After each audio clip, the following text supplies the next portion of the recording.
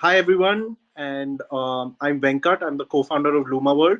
I've got with me Sajid, and who's also the co-founder at Luma World, and two really special guests joining us from all the way right in the morning in the USA. It's night here in India. So thank you so much for taking out time on a Sunday morning. Professor Anne Kreitzberg and Melanie Malsbury. Um, I'm going to leave it to you guys to introduce yourselves and tell us a little bit about, all the amazing work that you do. And then I'm going to leave it to Sajid to take this forward. Hi, I'm Melanie Malsbury. I am currently talking to you from Virginia in the United States. I am a proud public school teacher. Currently, I am serving as a reading specialist with kindergarten, first grade, and second grade, though I also offer support to third, fourth, and fifth grade as well. Previously, I also worked with secondary students, primarily in middle school, ranging from 6th, 7th to 8th grade.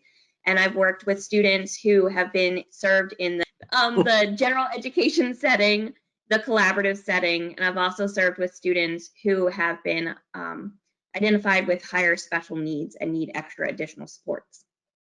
I, in virtual world, have become immersed in Google Classroom as well as with Canvas and any sort of digital tools we can use to get students to just join us online and start engaging with the content that we need them to learn before they fall any further behind.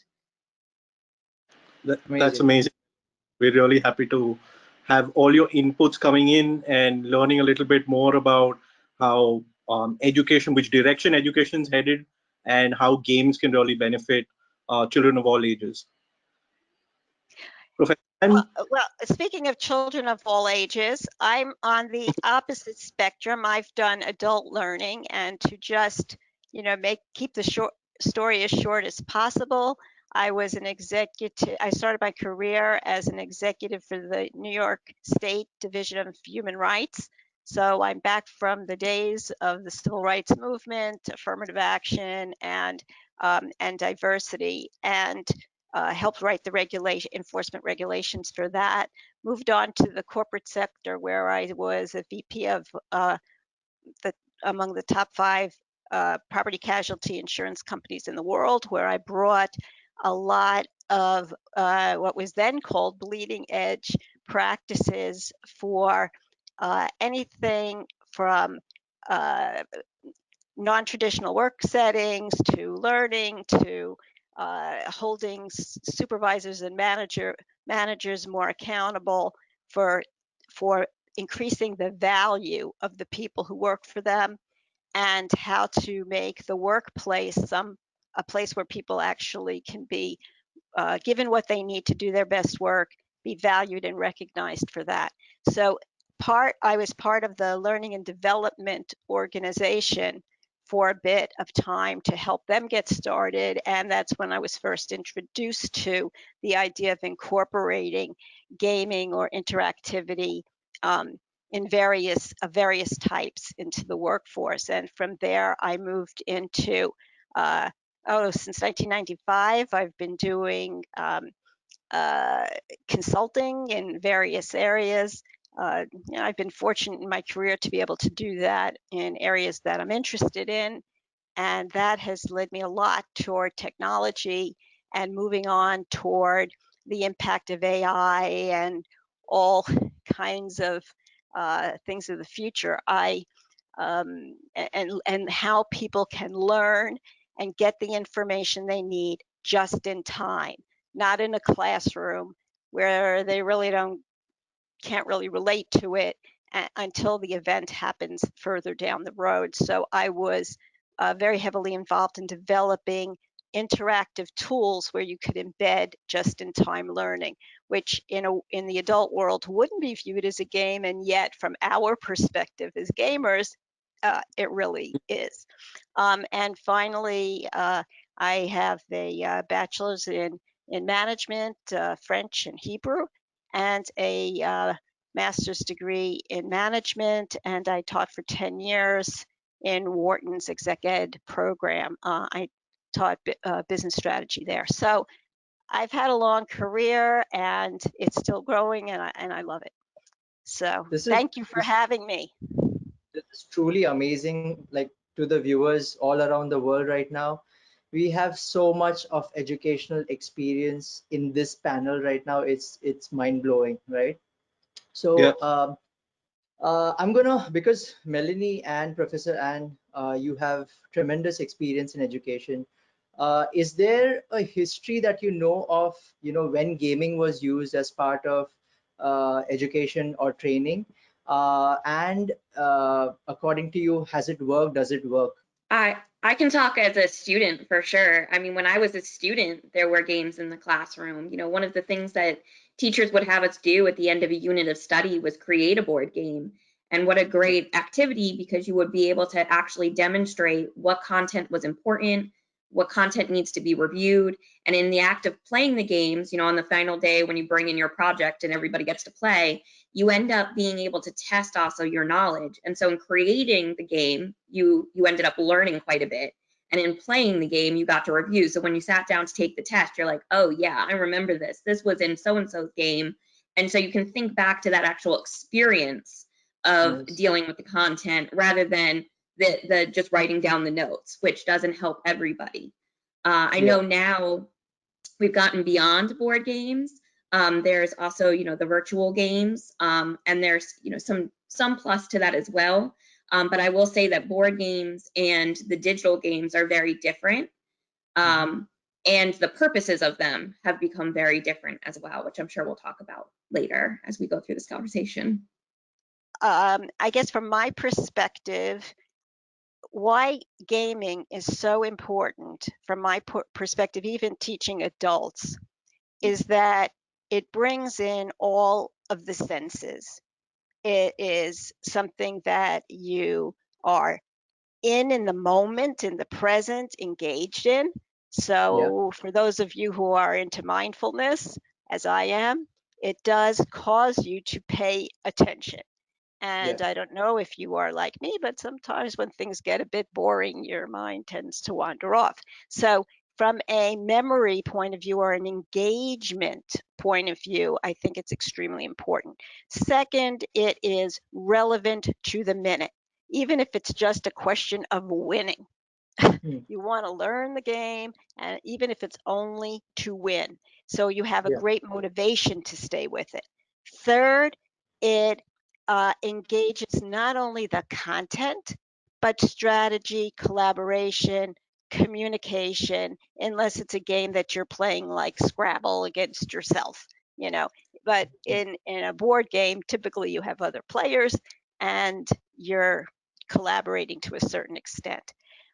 So those things are extremely important. And I think that that is learning by doing, I Yeah. think is the core of apprenticeship that goes back to the, probably Middle Ages or before. And I think that there's good reason for that.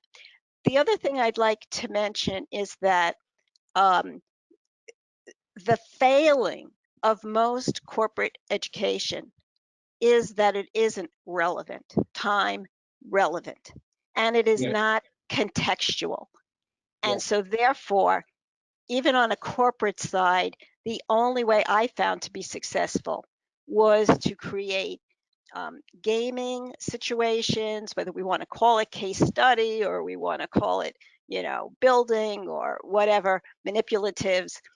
I've always found that to be the most effective way of teaching. Yeah. Yeah, so that's from my point of view, it's a question of memory. It's a question of what we now know, that learning is not linear in nature, but it attacks, it's sort of zapping all the different brain waves through neuroscience. We now know that. And so I think that all of these things tend to point to, uh, um, I don't want to say that, sort of like making this autonomous cars, like we're all going to be starting to do this tomorrow. But I think that it will increasingly move, education will, towards some form of increased gamification, as we're using that term in Correct. education. Melanie, I don't know if you see that as well. So one thing that, as you were talking, it speaks to something that I was thinking of. So you were talking about how, it engages your whole being. And in education with, K-12, we think about multiple intelligences. And so how everybody learns differently, they've got their strengths. There are some students who maybe they're more auditory. And so the actual reading out loud of the cards or any of the materials would be helpful. Some are visual, and the actual movement and moving through the board is what's valuable to them. But then there's so many students, now, and, we're talking 2020, that they are bodily kinesthetic. And in the classroom, sitting there and just being fed information is not helping them. It's not engaging them. It's not giving them the experience with the content that they need. And so the act of actually playing the game suddenly turns something on for them so that they're like, oh, this is connecting to that thing that I heard that my teacher said, but meant nothing to me. So the fact that we have students, so many, that are sitting in classrooms all across the world that are not engaging in their strongest intelligence, that bodily kinesthetic piece, I feel like the games is what speaks to them. And so, we have to meet their needs, and we have to meet the kids at where they're at and where they're coming from. And so that's that piece that we often forget. A lot of teachers, they hear this idea of playing games and they immediately get offended, like, are we babysitters? We're not babysitters, but part of our job is to engage kids with content. And we have to be willing sometimes to recognize the value of doing something that is fun and recognizing it still has an educational purpose. People want to talk about how kids need to learn how to be bored. That's often what teachers say. I hear it all the time. And it's like, well, yes, we want to teach kids how to deal with boredom, but that's not the way to engage them in the content and the material. That shouldn't be the first thing that you do is, let me go ahead and bore you for a little while and see if you remember it. Instead, go ahead and let them play a game. Pick up what they can from the game, the experience, and then go to that piece where you're giving them the lecture and the notes. And they're going to have a totally different experience with that content because they've engaged already with it physically, that bodily kinesthetic. And now they're ready to go ahead with the note taking and the auditory and all the other pieces of their intelligence. Yeah, exactly. That's a very valid point, Melanie, especially in today's world, because of abundance of technology and content around us. Not just children, even adults are so distracted in today's world that you don't know what will work for you. What is that hook which will enable you to process information in a much easier manner? Yeah, so I mean, this takes me back to something like a really famous quote by Einstein, right? If you judge a fish on its ability to climb a tree, then it's, well, you have that level playing field. Something that you mentioned is really, really important here because each kid is special. Each kid has got tremendous amount of ability, and not just a kid, even let's say an adult, right? He might have gone through a whole different system of schooling, but has got some inherent abilities that really need to come to the forefront, irrespective of what they're doing. And when you have that opportunity to really express yourself in a manner that you find comfortable, games allow you to do that. It allows you to get out of that one size fits all mold and get into a very personalized or almost customized way of learning, but along with others. It's almost like you've got your own personality in a social setting. So it allows you to really, come out of break that mold, which is great. I think another point that Professor Ann mentioned, which I really want to go back to, is the aspect of skills, right?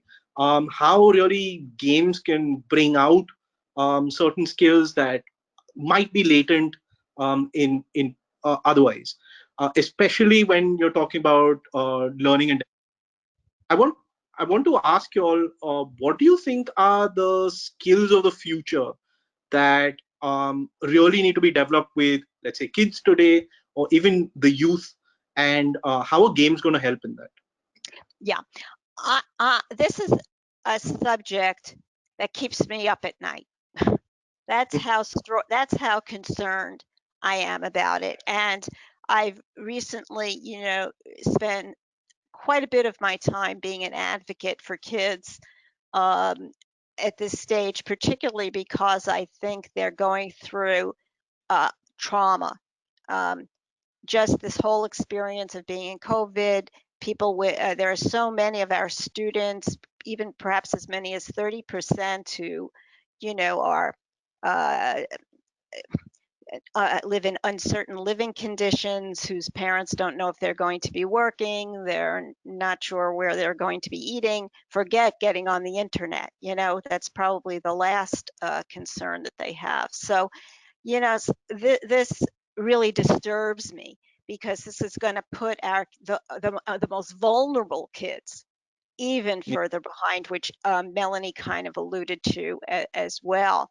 And so I think that when we have not done as good a job as we should have or could have done preparing people for what we long 21st century skills, which we are still talking about, even though it's 2020. So when are we giving that up? You know, it's been 20 years already, and, you know, you'd think that we would have put a dent in it. But what we see from studies is, at the adult levels anyway, students who enter college, no matter what kind of college, Ivy League college, state university, any college, following students that enter college, giving them critical thinking skills tests on day one of entry, and the day they graduate, have not moved. The needle has not moved. Yeah. And as long as that's the case, people are in big trouble, because we are now seeing in the world, playing out every single day, that the very basic, people cannot tell the difference between fact and fiction. We used to say reading, writing, arithmetic. Yeah, I agree, but they have to be put in service to something. So for one of them is to be able to and I particularly think this is true not just in reading, because of course we all know how important reading is, but from a math perspective, there's been traditionally this little bias somehow that math is for smart people, or math is not for everybody, or you're good at math, you get labeled pretty young, way too young in terms of math, or I guess you call it maths. Yeah. So, and that's a shame, because we see this playing out now, that people do not understand even the simplest thing of going into a store, and just because it says sale or buy two get one free, that may actually cost more than buying the same exact thing for full price. So what I'm trying to say is that if we think we're ahead, we have to really make sure we've got those basics covered, because if we had them covered, we wouldn't have people talking about fake news. We wouldn't have people who cannot detect what's real as they dig through internet pages and can tell ones that are fake, and though they look real, right? They look very fancy, but they can't get behind that, or they haven't learned how to question. So from my perspective, what's very important is that kids need to have a very strong foundation, and not a bias that says, I'm not good at blippity blip. Because I think everybody, look, not everybody is going to be Albert Einstein, but that doesn't mean that they can't learn or enjoy things about, first of all, being able to make medical decisions. Being able to look at the sky and see where the Big Dipper is, know how to plant a garden and know which needs acid and which needs lime. I mean, all of these things are science, and in math, I gave quite a lot of examples, but I think that I don't see how anyone can work in a professional position today, meaning any job, any job. I don't care if you're a sales person with a little kiosk, any job, and Yeah. not have your basic foundations of reading, writing, science, critical thinking, collaboration, which means I don't know everything. I'm going to learn from other people, how to ask good questions, how to be a better listener, and how to integrate information across disciplines. And, Yeah. and forget thinking into the future, which is what the answer I would have given you 20 years ago. But we never made it to the 21st century skills. And I'm not quite clear why, but we have been no better at it at the college level than at the primary level. So my hope is with Melanie, and that she's able to help bring some of this, because let's face it, we all need this no matter where we live in the world. Yeah. Yeah. I feel like you spoke to a lot of things that not only do I have things I want to talk about with that go off of the original question, but it's hard because it's a loaded question. What skills do we want to prepare our kids for? And I'm thinking about primarily kindergarten, first grade, and second graders. Their future is all the way in like 2030, 2040s. Imagine what the world could be then, and that's where we were 20 years ago, where it's like, just imagine the possibilities. But the truth is, it comes down to, as human beings, how are we successful in the workplace? How are we successful, and do we move to that many possibilities? And so I think it comes down to 5 C's. Yeah. Critical thinking, definitely number 1, super important. But also with that takes creative thinking, because it's one thing if you know how to think, critically, but can you think out of the box as well? Just because somebody hasn't invented that thought before doesn't mean that there isn't that possibility. So, you have to have the critical, but you also have to have the creative part. Collaboration, because, you can't be working at it completely on your own.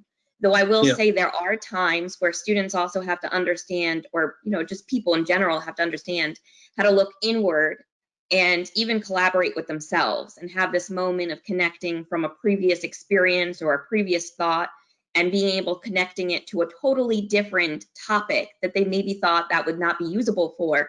We sometimes put ourselves in boxes. And so thinking about an experience with one content and bringing it to another is also important. So that collaboration is not just with other people. We also have to collaborate with ourselves sometimes. I also think citizenship is huge, because you have to recognize your part in the entire world. And if you don't think about that larger context, then, it all falls apart. So that piece is solid. And then the one that I focus on a lot as a reading specialist is the 5th C, which is communication. Communication is all about that reading, writing, listening, and speaking. And all 4 of those components are essential. And what we find is the listening, the speaking, and the writing are all connected to the reading. And right now, it's very, very sad when I look at students' reading skills, because in our world, the reading context, we call this term the Matthews effect. There's a student who is going into kindergarten who comes from a lower socioeconomic area, and parents maybe have not read to the child because they had a night job. Maybe they didn't have that family dinner because instead of being able to sit at the dinner, they had to go and have a job, or they were working somewhere else. So they'll place the kid in front of the TV or something like that. This child is going to enter into kindergarten with far fewer words that they've experienced and been exposed to than the student who has been read to every single night and sat and had conversations at their dinner table. So we're talking like thousands of words that they are now separated. And what happens is that student who has been read to every single night, they walk into this kindergarten classroom, they already get the concept of books and words, and they take off. They learn their letter sounds, they start to move into these things called digraphs and blends, and the next thing you know, they are reading. And they're reading ferociously. I mean, they will just go through books because it's been something that seemed valuable in their household. But then you have this student who has entered with far fewer exposure to words. And this child does not know how books are even operated. They don't understand the whole flipping of the page or which direction. They don't understand that the picture is not what the person's looking at to tell the story, that there are words on that page. So there's extra that we have to teach them and expose them to. And they will typically pick up on those letter identification and letter sounds at a slower rate because they just haven't had that exposure. So what ends up happening now is they will go into first grade, and now what was a few thousand word difference, we're now talking about a student who's still emergent going into first grade, where they still barely understand the concept of reading. And you've got a student who is a beginning reader and can go ahead and start reading books on their own. Now I want you to imagine, I've been in an 8th grade classroom before, how large that Matthews effect gets. Wow. Yeah. As it only gets bigger each year.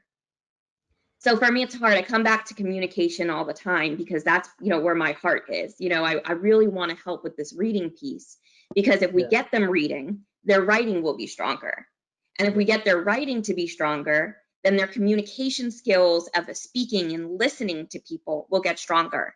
Plus their ability to go into all that fake facts or the fake news. They will be able to think deeper and have stronger critical thinking ability and creative thinking ability, because they have moved into that part where they're now making meaning out of the text, the comprehension piece. But so many get stuck in learning how to read that they don't get to the comprehension, and it all just kind of starts trickling apart. So for me, it's interesting. I think about the 5 C's, right, that I listed: critical thinking, creative thinking, citizenship, collaboration, and communication. But it all comes down to that reading. All of it sits on it, and we got to get them reading, get them into books, and then they'll take off.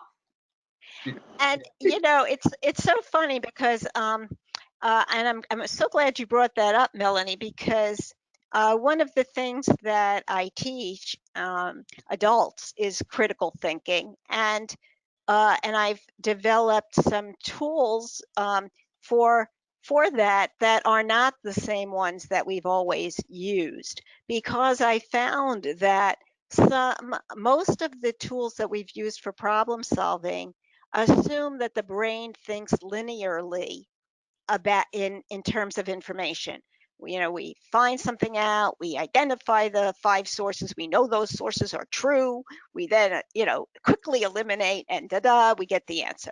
And it takes away from the realities of situations, which is that absolutely never happens. So this idea of being able to make the best decision you can, the best guess you can, given the situation, and being able to correct, which in our society, people use terms like flip-flop instead to say that I've evolved my thinking or I've changed my thinking. Or no, there isn't a single human who believes the same things that they did when they were 5 when they are 35. And why would we expect that to happen? It isn't true. What's very interesting cognitively, from a cognitive psychology point of view, is that critical thinking, collaborative thinking, creative thinking, innovative thinking, strategic thinking all use the same brain processes, but for different purposes, to different ends. And they also use them. So for example, critical thinking might be used to solve a specific problem, a problem that is known. You may not know the answer, but using all the tools Melanie talked about, you can figure it out. And strategic thinking, it's just that the information is more uncertain. So, or it's not as clear, or it could evolve further down the road and you have to, think in a different time span. Same thing as creative thinking. People often think that there's a difference, and it was a very interesting series on the brain. And, there are many of them, but one brought a group of people together who are all creatives, known for their creative skills, artists, painters, and the like. And to a person, they all said that the most important skill that makes them a good creative thinker is that they are good critical thinkers, because what they have to do is take the ordinary and look at it in an unordinary way.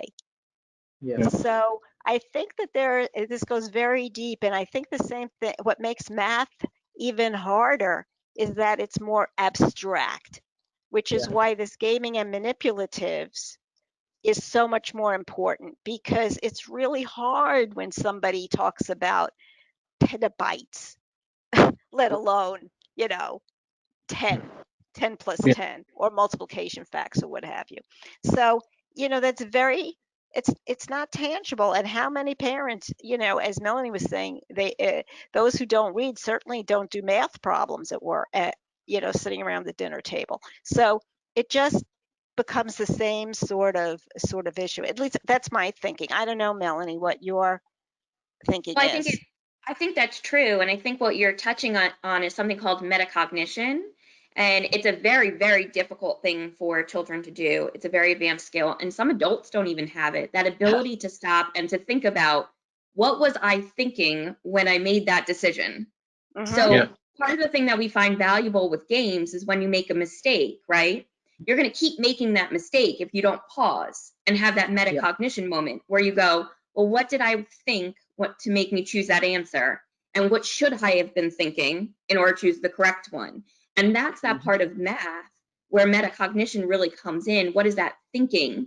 And of course, it comes back to, you have to use your communication skills, and you have to be able to say and articulate, well, this is what I thought I should do. This is what I should have done.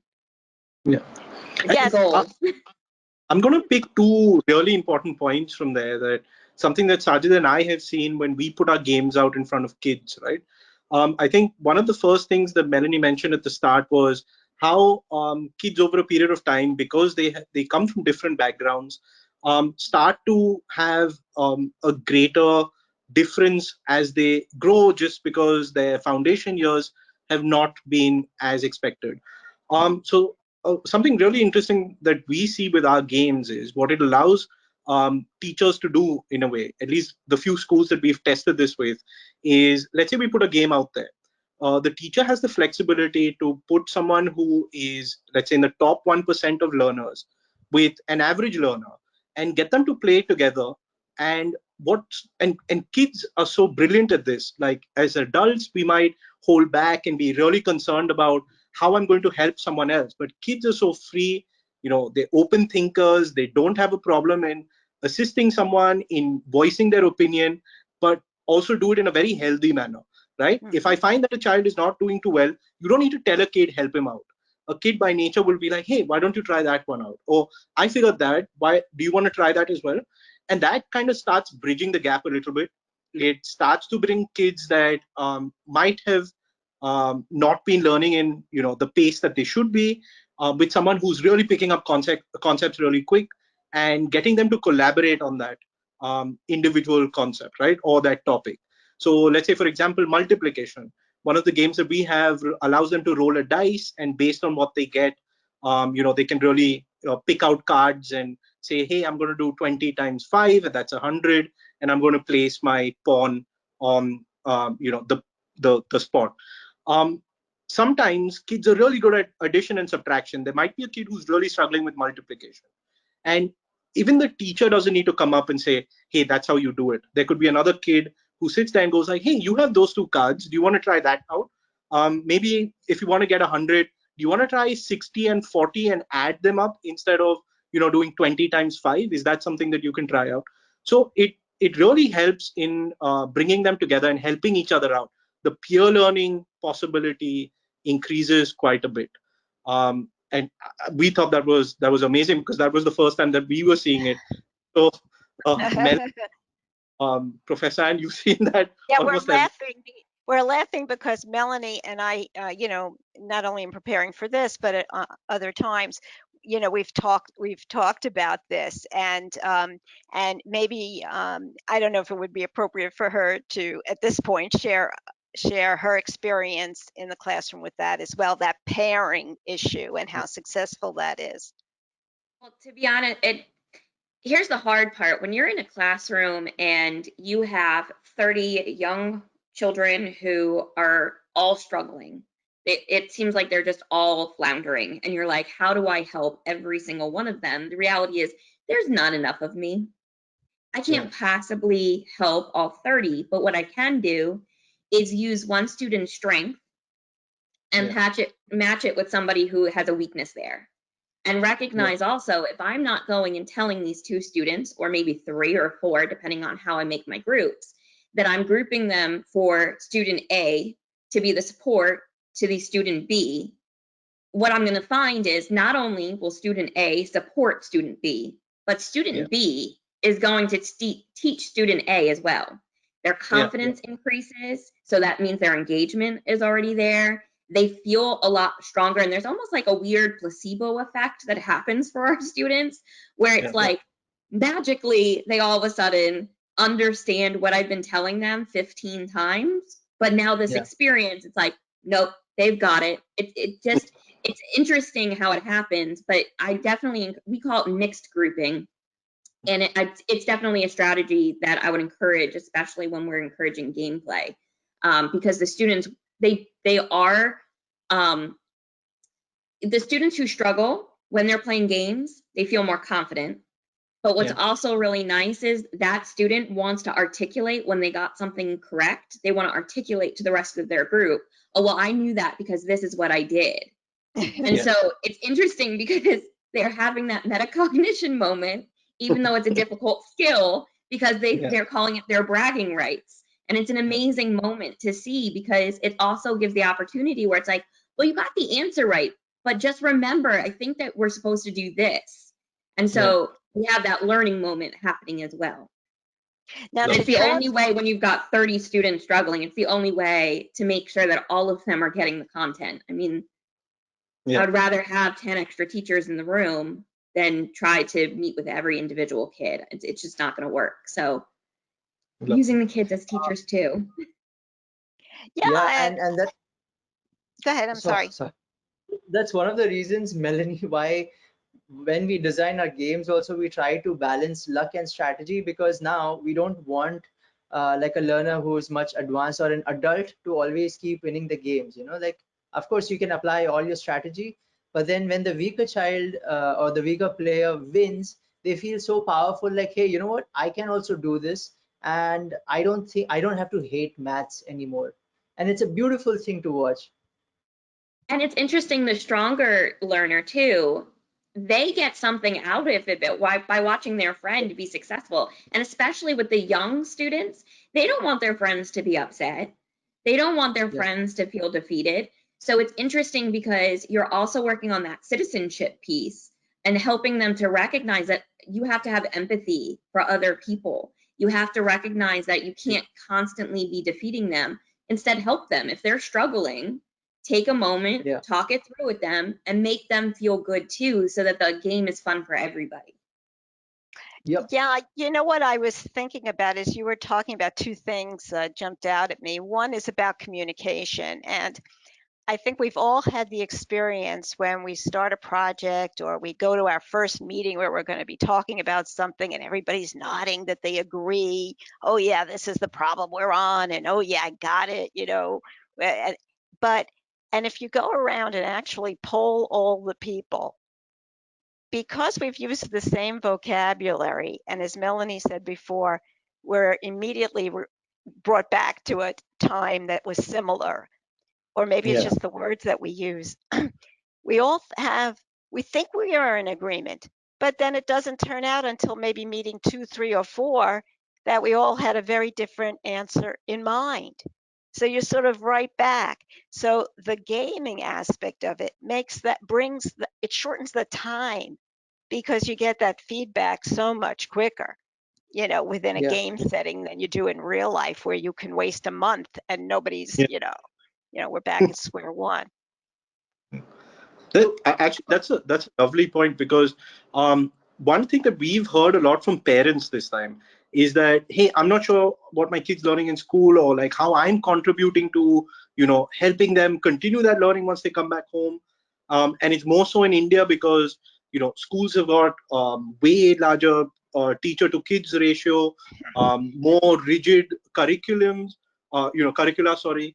And they've got this whole aspect of, listen, we need to check off a few things each month, and by the end of it, your academics, your assessments come in, and they need to really score well on those. So parents are unsure. They begin to think that, hey, if my kid's doing well on an assessment, they're learning. but then suddenly it becomes a reality check where, they're doing something with them and the kid's unable to do it when you ask the problem, or or the question the other way around. Instead of asking them what's 5 plus 5, if you ask them what's 10 divided by 5, they might not get what the answer is. And that's, I think, the point where the remedial action comes in really, really well with games, because you can immediately see what's happening and you can be like, hey, is my kid struggling with that? Let me try and address that right then and there. As opposed to, let's say, when they're holding a tablet or they're doing a physical test, there's a delay in that process where the kid needs to come back and bring some sort of output to them. It could be as a test or and any sort of other metric, and the parent needs to assess and be like, hey, okay, what can I do now? I need to read through this, I need to assess it, then I need to provide the remedial action. So that's something that we really were excited. I mean, it came to us without us even realizing it, that a game can do that for a parent as well while they're doing it in, let's say, a comfortable setting for the kid at home. It speaks to this one, earlier I was talking about how there is a difference in my belief between board games and the digital games. And I feel like that's what this comes down to, because board games are really good for introducing a new concept and reviewing a concept. So like the beginning and the end, right? But I feel like the digital games are great for the during learning, because the teacher or whoever it is that's working with the child is getting immediate feedback, and they can stop the game and say, let's take a pause. Let me work with you. Pull them for a small group, review the content, make them feel solid in it, send them back to the game exactly where they were, and then see how the data changes. So it's nice because the digital games, you get a chance as a teacher to remediate during the game, as opposed to with board games where you don't get that information right away. So you're kind of waiting to see just how they do, and you're going based off observations and anecdotal notes, which is very different. And it's a little bit harder when you're looking at multiple students playing a whole bunch of different games. So I find that the digital games are really good in helping you to be able to identify which students do you need to remediate with and when.